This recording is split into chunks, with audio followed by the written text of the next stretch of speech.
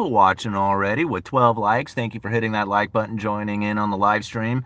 By hitting that thumbs up button, the YouTube algorithm will pick up the video, spread it around for more people to join in. Now, today we're going to be talking about the credible threat that is coming from Donald Trump stating that he wants immediate rate cuts to take place. And so I find this to be very interesting, considering that it was just a few months ago that the same person who's saying that we need immediate rate cuts was saying that it would be a bad thing for rate cuts to occur prior to the election. Now, it's funny how it only works to his advantage, right? It wasn't like he was concerned about us, the people, the individual. He was worried about whether or not he was going to be able to make it to presidency if the rate cuts were to take place ahead of the election. Like, this was his concern. So I find that to be a very interesting statement, how quickly he flip-flops from no rate cuts to immediate rate cuts, considering that he's now president and he didn't want rate cuts prior to being president because he was for sure believing that that would help Biden's administration and being reelected. Very, very strange way to look at things. Now, I look at it for the reality of the situation and what it is that we should be taking place right now, or should be taking place within the economy. And not so much from what I believe should be taking place, not my opinion of it, but the opinion of that of the policymakers who are in charge of monetary policy. I look at what it is that they are thinking, what their opinion is, what it is that they are deciding on, and then try to make the most appropriate decisions for myself based on that. Because there's no way that I can create a situation that is going to be ideal for me and for you. That's not going to happen, right? Each and every single one of us has a different situation that we are now facing. And whether or not the rate cuts help or hurt us, it's all depending on how it is that you positioned yourself. There is nothing that an elected leader can do that could possibly make it awesome for everyone. Now, I have to think about this. The statement that came, and let me back up before I go into this, because a lot of people find that I am very critical of Donald Trump. Now, I have to give you this much. I only listen to people that I have enough respect for to actually listen to. I didn't listen to Biden. I am listening to Trump, and I am very critical of it. Now, when we think about some of the things that Donald Trump has said, in that the idea of an inflationary scenario that we are going to expect going into the future was due to some kind of out of control government spending, deficit spending, something of that nature that was occurring, I have to step back and say, okay, I can kind of believe that if you take in the idea that there was a devaluing dollar from all the money printing that has caused this inflationary scenario. Hey, that seems very logical, within the statement of itself.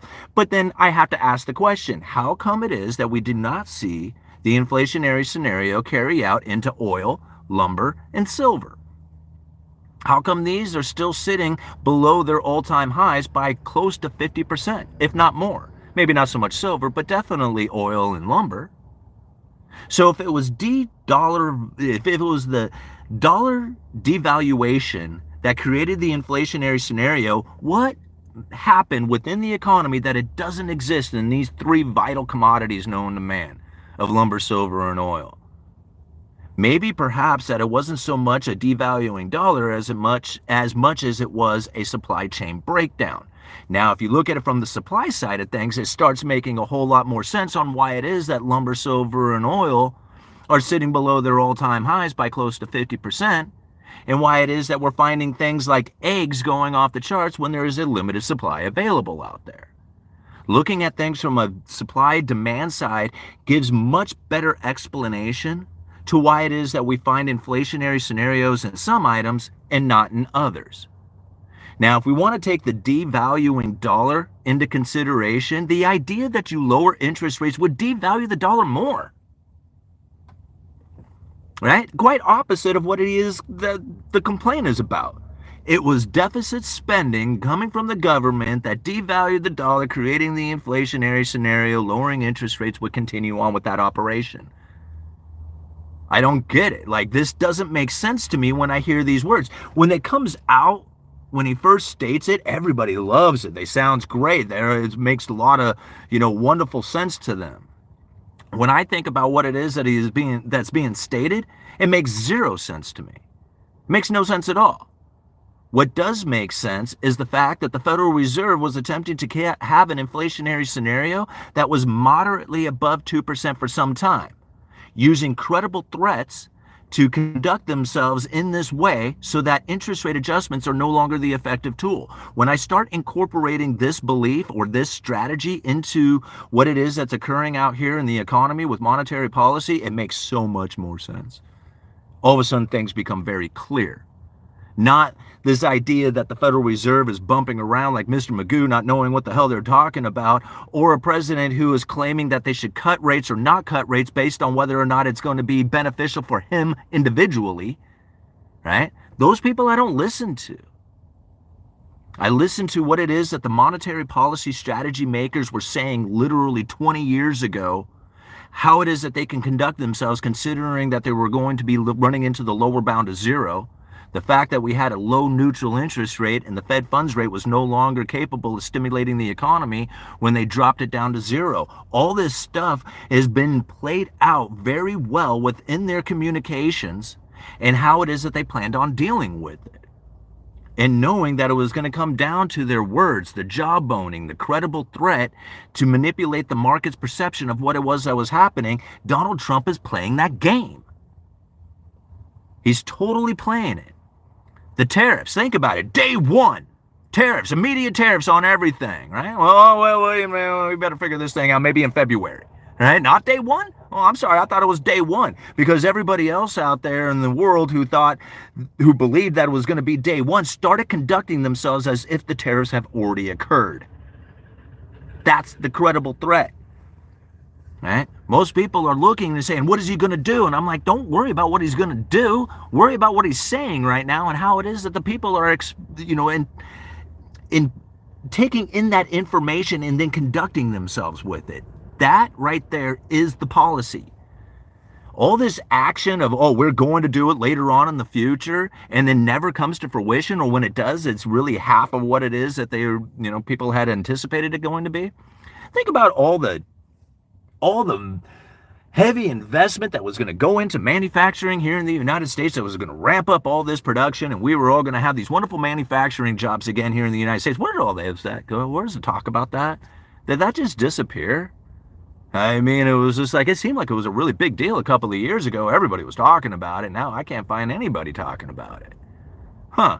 I wonder why. It's probably because it didn't come into existence in the way that a lot of people had anticipated, because it's all credible threats. Right? Understanding how the credible threat works is incredibly important to understanding what it is that these elected officials are communicating. Understanding that communication has a profound impact regardless of what they do. Think about it. Interest rate cuts have 6 months to a year before they really take any kind of effect. Right? 2 months ago, it was a bad deal to cut rates. Now, it's an awesome deal to cut rates. Even if they had done the major rate cutting back in, like more than just a percentage, if they had cut it dramatically, we would still not be, we would still just barely be experiencing the effects of that. So understanding that all that communication is literally trying to guide the market's perception, every bit of it, and how well it works. I mean, it works incredibly well, better than anybody could ever possibly imagine. And I love how people say, well, what happens in the day that it doesn't work, when their crying wolf gets exposed? It doesn't. Nobody knows. Literally 99% of the people have no clue that they're using credible threats for their monetary policy. I mean, even if you were to get 10% of the people to know, there's still 90% of the people who are not going to believe it. And that they are going to continue to be able to use their communications to guide the markets. It works so well. And so I think about what it is that we can expect from the future, because the Federal Reserve has stated it in the past, reaffirmed it. They are going for moderately above 2% on the inflationary scenario. This is exactly what they are looking for. People are saying, man, they're not quite getting it, not quite getting down to that 2% target, which doesn't exist. There is no 2% target. I don't know how it is that everybody has got it into their head that there's this 2% target in mind for the Federal Reserve. It doesn't exist. Right? It's a 2% average inflation rate over time, 2% over the long run, with no mathematical formula for figuring it out. Since 99% of the people have no clue about that, they really feel that the Federal Reserve is not quite achieving their goal. They are achieving their goal. This is exactly where they wanted to be. Unemployment is low. Granted, it doesn't look great out there, but if you look at a historical chart of unemployment, we are in a very good position through the eyes of the Federal Reserve. They are mandated to do two things, just two. They are not mandated to have a 2% target. The inflation mandate is low inflation with stable prices.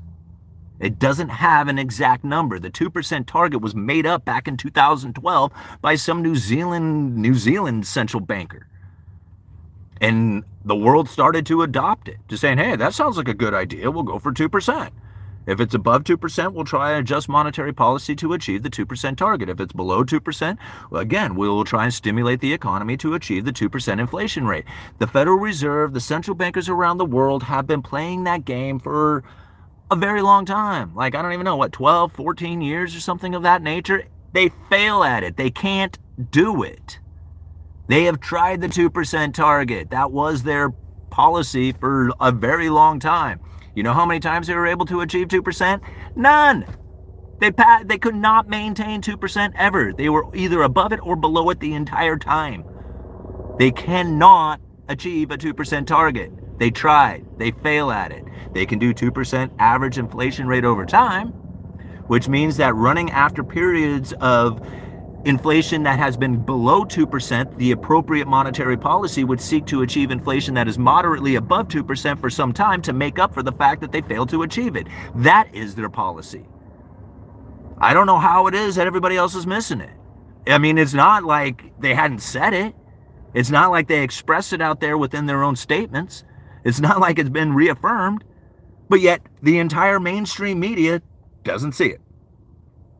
And including most economists out there on every video that I've ever seen or every article I ever read. I don't know how many times I see this, that they are going for this 2% target, and I thought to myself, and I'm like, every single person who has taken that into their strategy is missing it. They are going to miss it. And that is how the Federal Reserve is actually able to continue on with their power of monetary policy, is by literally gaslighting the people into that belief. The Fed has a position in which that they are trying to have the Fed funds rate at neutral. That means that they are neither accommodating nor restricting the economy. Nobody knows exactly where neutral is. The higher the inflation expectation, the higher the neutral interest rate will go. If the neutral interest rate achieves the Fed funds or moves to a position in which that the Fed funds rate is no longer accommodating nor restricting the economy, the Fed has achieved their goal. They can sit on their hands and let neutral come to them. Nobody explains that. The more that you have an inflationary expectation going into the future, the more likely that scenario is going to occur. The Fed won't have to move at all. The immediate rate cuts? Why? Do you need to stimulate the economy? Do we have unemployment running so high that we need to do something about it? Is the inflationary scenario below the 2% target so that you need to stimulate the economy to try and get inflation to run extra hot? Is that the situation we're facing right now? Then why in the world will we need to cut rates? It doesn't make any sense. Oh, right. Unless you are throwing the credible threat out there to get the people's in the market's perception to actually conduct themselves in a particular way. Does that work? Oh, absolutely it does. In fact, it works better than just about anything else. Cutting rates didn't lower rates. Cutting rates caused rates to go up, which was completely opposite of what people were anticipating. And again, if you're looking at the rate cuts as being the main policy tool, then that would have probably affected you pretty heavily. But most of us who are on this channel, who recognize the credible threat theory, who recognize that the words that they use is more impactful than the actual interest rate adjustment that they do, when you see it, when you recognize it, you're able to conduct yourself in a much better way. I don't know how many people that I talked to said, once the Fed cuts rates, we're going to see a housing market return and people are going to be taking out mortgages and housing is going to start flipping around again.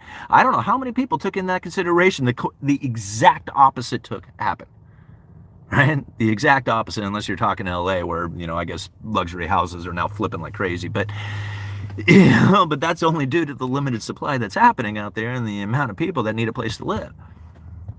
But we really think about the situation that we are now facing right now, and you look at it from a monetary policy point of view, you can see that we are exactly where the Federal Reserve wants it.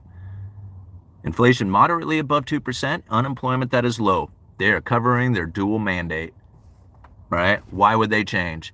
They're not influenced. Like, here's another, like, the fact that Donald Trump is even demanding this goes to show that he does not have the power. Right? People say, oh, he's going to turn this economy around. He's going to make monetary policy. He's going to do all this, blah, blah, blah, blah, right? And I'm thinking, if he was going to do that, then do it. Do it day one, right? Do it. He's not going to do it because the credible threat of doing it is more powerful than actually doing it. And he's playing that game. The Fed plays that game. These two are working in conjunction with each other. They do not hate each other. It's very important to understand that. This is like, even back prior to the Biden administration, when Trump was saying that he wanted to fire Jerome Powell and that the Fed should take interest rates into negative territory and be printing money and that there's no inflation, he didn't really want the Fed to do that. That wasn't the goal. The goal was to lower the inflation expectation and raise the real interest rates, and it worked. It totally worked back then. Nobody saw it, because nobody recognized what was happening at the time. They don't know about the credible threat theory. And if you don't know about the credible threat theory, then you take it as the threat that it is, that it's actually going to happen. Not that it's an idle threat, and it's not even really an idle threat, because he could probably do a lot of stuff, but he has no intentions of it because that would lose the power. If you actually commit yourself to that rate cut and you cut rates, you lose the power of the credible threat. The ability to talk about the rate adjustment. Once you see it this way, and it's very difficult because most people have a hard time seeing it this way because you are so used to listening to articles and economists and other people out there who communicate in a way as if the Federal Reserve was conducting themselves the way they used to do it. And it's very reasonable to believe that. The problem is that they don't conduct themselves in that way anymore. See, there was a time in which that the Federal Reserve and their interest rate adjustments was the main policy tool. You can talk to a million economists out there, they would all say that. The Federal Reserve's main monetary policy tool is interest rate adjustments, balance sheet adjustments, right? Those are their two main tools, to adjust the Fed funds rate and to adjust the balance sheet of what it is that they have for assets on their assets and liabilities, right? How much money they have out there in circulation, right? That's their main policy tool. You can go and read, I don't know, thousands of books communicating about that, how it is that it works, how that impacts the economy, all the different aspects of that, how the adjustment of interest rates and how the balance sheet impacts the economy profoundly, right? All kinds of information. There's college courses on that. People teach, years to try and understand how that operation affects the economy. Set it aside. That's not the tool anymore. You can set that aside. It's not the main policy tool. It's still there. They communicate about it. There is adjustments that happen. It does impact the banking system, but the profound tool, the more important tool, is the communication about that interest rate adjustment. The communication about it is by far more powerful than the actual cut itself or the adjustment itself. I know a lot of people would shake their head when they see that. That's not coming from me. I hope people realize that is not me saying that. That is coming directly from the Federal Reserve. That comes from Philip Jefferson's speech talking about how communication impacts monetary policy. And in that speech, that's what they were saying. That the communication is the most important part about monetary policy. And even when the restriction of the lower bound was not the problem, they found that the communication about monetary policy was still more powerful than the actual adjustment itself. So understanding this from the get-go, understanding it before anybody even says a single word, when you know ahead of time that they are going to be using this tool and you see the communications coming out like we see them today about the immediate rate cut, think about how it is that people begin to behave in a way that they internalize this information and then start conducting themselves out in the reality of the economy. Think about that, right? Because that is the policy, that is the monetary policy, right? And even now, I know there's going to be somebody in the comment section that says, what do you think is going to happen at the next meeting? Are they going to cut or not? Who cares? That is not the important information. The important information is how is the market receiving what it is that they believe is going to be taking place going into the future, and whether or not that is positive or negative. Understanding it in that fashion on how that communication is then impacting the markets and whether it's a positive or negative, regardless of the outcome of it, that part doesn't matter. Right? I mean, it matters a little bit, but not nearly as much as the communication about it does. Once you recognize that communication, how it works, how it impacts the economy, pretty soon you don't care about what the end result is. All you're focusing in on is what they are saying and how it is that the people are receiving that information, because that is the policy. All right, 20 minutes into this, I got to let it go. All right, UE has thought-provoking take on the Fed, and I am here for it. Well, thank you very much, Roger. I appreciate it. And I appreciate people who have taken it in consideration, this credible threat theory, and how actually profound it is within our economy, and how it is that you can use that information for your own strategy. It makes a lot of sense once you start recognizing it. When I listen to economists out there who talk about the Fed's mistake, how they screwed up, how they, all this stuff, all this negative views about the Federal Reserve and inflation and stuff like that, I'm looking for their communication that says that they were attempting to have inflation moderately above 2% for some time. Never do I find it. Never do I find another economist out there who says that this is exactly what the Federal Reserve was attempting to do. From their own words. It isn't me. Like, I didn't make this stuff up. Right? I mean, I wish I could. That way I can just say, hey, man, I made it all up. I need to move on to something else. It's not. This is the reality of the situation that nobody else is seeing. And I'm not going to let it go. I am not going to let it go until I start finding other people communicating this as well. Because until then, I'm the only one, and I guess I'm the crazy one. But if it's 424 people right now who get this information, who then understand it, who then recognize what it is that they can do with this information to better themselves, awesome. Everybody else can miss it. But we're getting this, right? And we're going to recognize it when it's happening, because we understand that's the main policy tool that they are using. Trump can fire off some fiery, ripe McDonald farts. Yeah. All right, it's like poker. Elon is sitting at the table, scrapping the shares together, scaring the market here, insider trading there. This is how the charters and the constitutions of corporations were written. Not when people start fleeing, which hasn't really happened yet. All right, question, Simon, your opinion on Trump's statement at the World Economic Forum that the USA doesn't need Canada in the face of implementing tariffs. Is America able to supply all imported necessities for itself? Is America able to supply all imported necessities for itself? So are you thinking, like, if we were to cut off all imports, that the United States could handle that? Well, no. Of course not. Right? We don't produce enough in this nation to sustain our standard of living. We have to import the production of other nations, and we import it through the issuance of debt. There's no other way around it. I don't care what kind of little fascination that somebody might have with the idea that you can cut off all the rest of the world and say, hey, we can support ourselves. No, we can't. I mean, the rich will. The rich will eat. Right? The rich elite will, because they're going to still import what it is that they want. You don't believe it? Look at Russia. They cut off all kinds of stuff out of Russia. The rich elite still buy their fancy cars, right? They don't have any problems getting their Lamborghinis, right? So the rich will get what they want. Everybody else will suffer in pain and misery. So, I mean, if you like that idea, but hey, we'll be self-sustaining at that point. You just won't have anything. So, sustaining somebody with nothing, then that's not too hard to do, right? But if you want something in your life, you better bet that you're going to get cheap imported goods to do it. And you're going to have to use a credit card to get it. That's the reality of the situation. All right? No. You won't be able to cut off anybody. Like, yeah, I mean, you can do it. It's just not, it's going to be a super painful experience. The standard of living will deteriorate because of it. We have a high standard of living because we import the production of nations. That's it, right? And I mean, this is the Cantillon effect. This isn't me, like, just making this up. This is Richard Cantillon describing it from hundreds of years ago. All right. Downward we go to the bottom. Here we go. Lucas?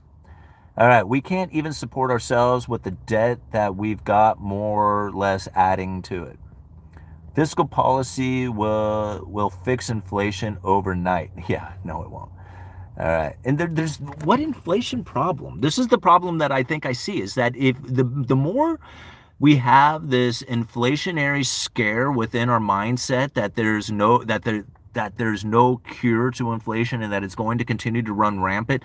I don't think people realize that that sort of mindset is 100% a benefit to the Federal Reserve. Every single person who says that inflation is going to destroy the dollar and destroy the economy and destroy everything that's going around and that it's going to continue to run rampant is actually benefiting the Federal Reserve. See, the Federal Reserve had taken their balance sheet from $850 billion to over $4.5 trillion during the Great Financial Crisis and failed to produce an inflation. I don't know how many people realize that, right? The Federal Reserve took their balance sheet from $850 billion to over $4.5 trillion, more than a quadrupling of the balance sheet, and failed to get the inflationary scenario that they were looking for, right? The Great Financial Crisis started taking place in 2007? In 2018, after all the money printing, all the dumping of all the stuff, all the asset price inflation and everything that we had experienced, the Federal Reserve was saying we'd failed to produce the 2% inflationary scenario. Monetary policy is essentially ineffective because the Fed funds rate is close to zero and we have a low neutral interest rate of zero as well. Nobody knew this. They stated it, they talked about it, it was communicated. Nobody internalized it. Nobody internalized the idea that the Federal Reserve had lost control of monetary policy with the interest rate adjustments. The lower bound is zero and a low neutral interest rate that was close to zero gave them zero room to stimulate with monetary adjustment through interest rates, right? There was estimates that the Federal Reserve would have had to take the Fed funds rates negative 6.5%, negative 6.5% on the Fed funds rate, in order to stimulate the economy during the Great Financial Crisis. It was unacceptable. It was not going to happen. They said that's okay. Credible threats, forward guidance, jawboning, signaling, whatever you want to call it. Ben Bernanke knew that situation was going to take place. He communicated about it back in November of 2001 in a speech talking about deflation and how to prevent it from ever occurring here in the United States.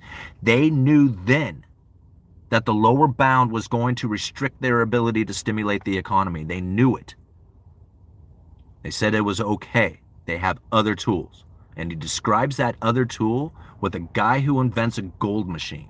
And with this gold machine, he could produce as much gold at will with very little cost or energy. The moment that information gets out to the public, the price of gold would dump on the market immediately. Even before the guy produces a single ounce of gold or even has the machine to do it, the credible threat alone would be enough to adjust the prices of gold on the market. That little story that he told about that gold machine, that fictitious gold machine, is the monetary policy tool. He described it literally 20 plus years ago. They are using it today. It is being deployed in every way. Nobody knows it because they didn't know that that's what was going to happen. They don't recognize it. And so when you see it, when you recognize it, when you start to internalize the information in that way, then you too will then understand why it is that the three most vital commodities known to man, silver, lumber, and oil, sit far below their all-time highs. It wasn't dollar devaluation that caused those prices to go down. It was supply chain issues. Silver a little bit more on the manipulation side of things. I'll give you that. But not lumber, right? I'm in the lumber industry. I see it. I recognize it for what it is. And since most people who have no idea about what it is will just use greed and manipulation as their excuse for what's going on within the economy, and if that's the case, you will not be able to see any of this other stuff. Because you already got your reason. It's greed and manipulation. Wipe your hands clean of it. Forget all this other information. It doesn't make any sense to you. But once you start internalizing that they did this for a reason, and the most important part about it is your understanding of it, or the lack thereof. Alrighty guys, I'm gonna have to call it quits. 30 minutes into this video. Great time we had out here. 458 people watching with 126 likes. Thank you so much for hitting that like button. And let's see what I have. Okay, I got a few minutes. I'll see if I can answer a couple of questions here, and then I'll call it quits. That gold producing machine is what MMT describes about the dollar. The people would begin to ask questions. They don't. They don't ask questions. They don't. They literally don't. Since nobody, I mean, how many people are asking the question of whether or not the Federal Reserve is actually attempting to achieve a 2% target? Nobody. Everybody knows that they're going for a 2% target. And since everybody knows that, they got it all wrong. And their credible threat continues to operate. Okay? If you had people out there talking about the flexible average inflation targeting, none of this would work. It wouldn't work. It would just like the Fed would have to come up with a whole new concept of monetary policy. But since nobody knows about flexible average inflation targeting, they don't know about moderately above 2%, they don't know about the makeup strategy, they don't know about the neutral interest rate, they don't know about any of this stuff, the Federal Reserve is able to conduct themselves with their words. That's it. That's all there is to it, you know? Can U.S. become a nation of producers and bring business in? Absolutely not, Melton. Yes, they could. Okay, let me say, like, I say no because I don't find it to be a realistic thing that could actually happen. But yes, it could. And this is the way it would have to go down. Number one, we would have to become producers, savers again on our own, individually. Now, what that means is that you have to earn as much money as you possibly can. Do not spend that money on luxurious items such as a new car or clothing or a better house or anything like that. You spend only on the necessities of life, food, like very limited amounts of it. Like, I mean, as little amount of spending on necessities as you can possibly get.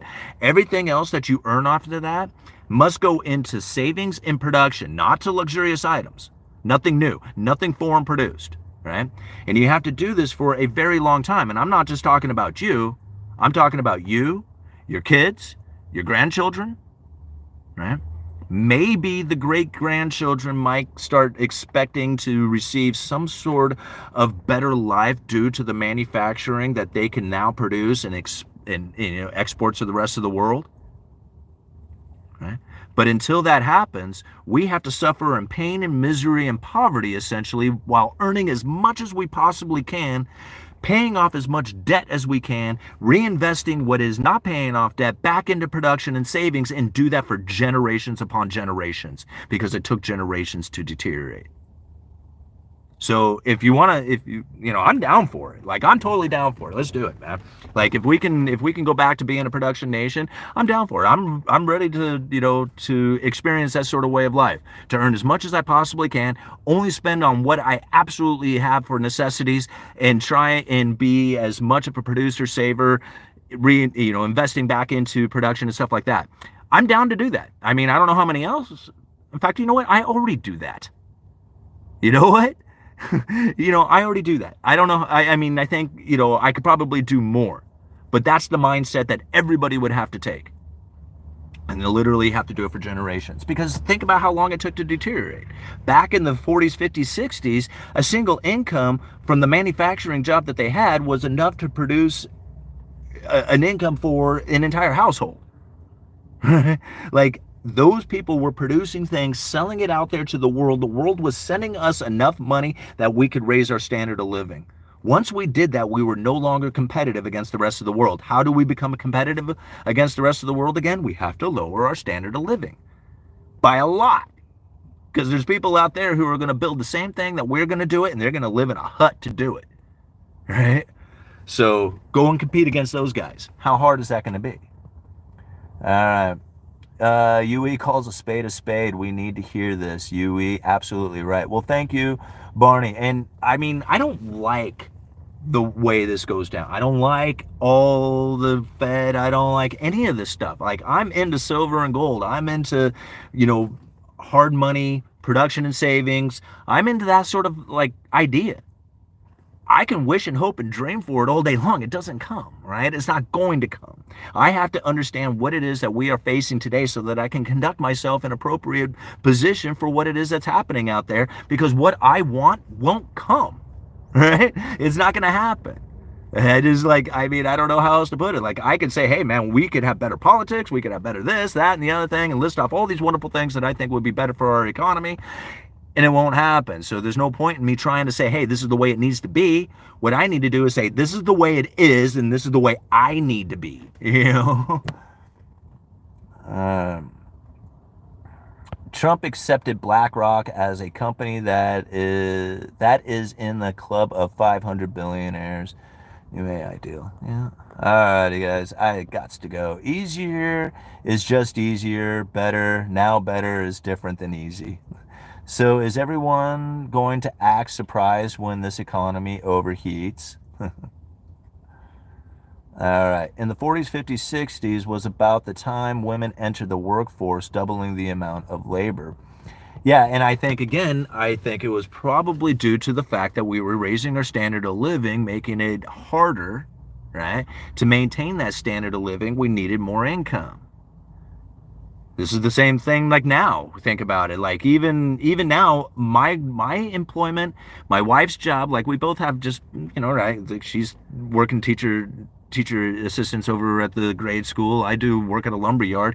We have very average jobs, very average income. No way will it make it here. Like it wouldn't make it. If I didn't do YouTube, if I wasn't doing side hustles, if I wasn't doing all the stuff that I'm doing, this would be a very difficult place to live. I wouldn't be able to do it here. Not with the average jobs. And so when I see people out there saying, hey man, my average job should be enough, you're right, it should be. Guess what? It's not. It's never been that way. Not for me. It's never been that way for me.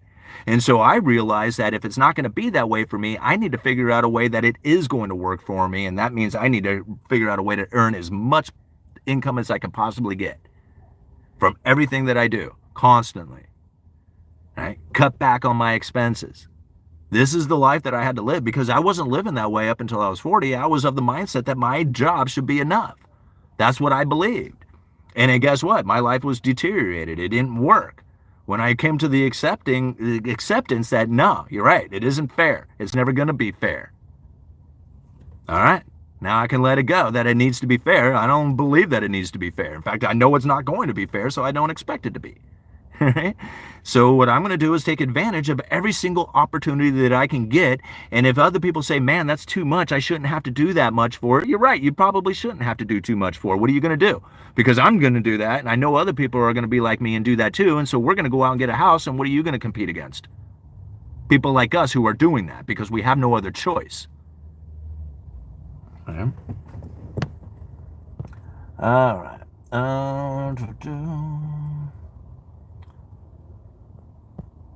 I like this one. Women have always worked, just back when they worked for their family. Yep, I totally agree. I remember seeing a picture here. I'm going to let this one go, but there's a picture of these little kids, like these 3 little girls. And I bet you they probably weren't more than 6, 7, 8 years old. And it's a picture of them. They were shucking oysters. Now, I don't know how many people have ever shucked an oyster before, but they're not exactly easy to get into. The shells are very sharp. They tear your hands up. And when you're doing this all day long, it's brutal, right? These 6, 7, 8-year-old girls who are sitting like this picture, the hardened look on their face, like they did not look like somebody you would screw around with. They are very serious in this manner because they probably are doing this for survival. You looked at this picture. It's a black and white picture of these 3 little girls standing there in this oyster processing facility. And you look down at their hands and they're tore up, bad, like aged almost. Right? That's the type of mentality that built the country. This is how the people were able to raise the standard of living here in this nation, because that's the type of mindset that they had back in the day. They had no other choice. If they want to eat, they got to work. Right? And nowadays, there's people out there who I see drinking beer, talking on cell phones, and they don't do nothing. They just sit on that bench over there. And I'm thinking, yeah, there was a time in this country that you couldn't have done that. Not like that, So yeah, we live in very different times now. All right. I make money as we speak. Anyone else? All right. See you guys later. Uneducated Economist, you let me know.